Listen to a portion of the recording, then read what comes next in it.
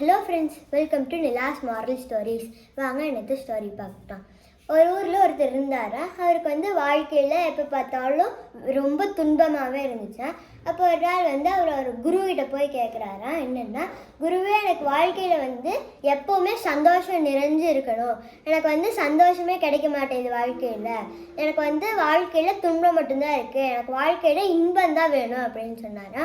உடனே அந்த குரு காபி சாப்பிட்றியா அப்படின்னு கேட்டாரா. உடனே அவர் சரிங்க குரு அப்படின்னாரா.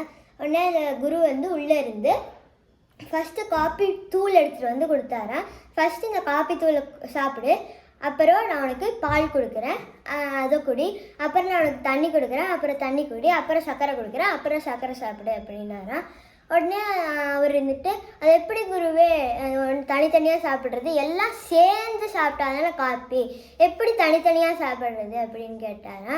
உடனே அந்த குரு சொல்கிறாரா, இப்படி தான் நம்ம வாழ்க்கைங்கிறது இன்பம் மட்டும் நிறைஞ்சது கிடையாது, இன்பம் துன்பம் ரெண்டுமே நிறைஞ்சு தான் இருக்கும் வாழ்க்கை.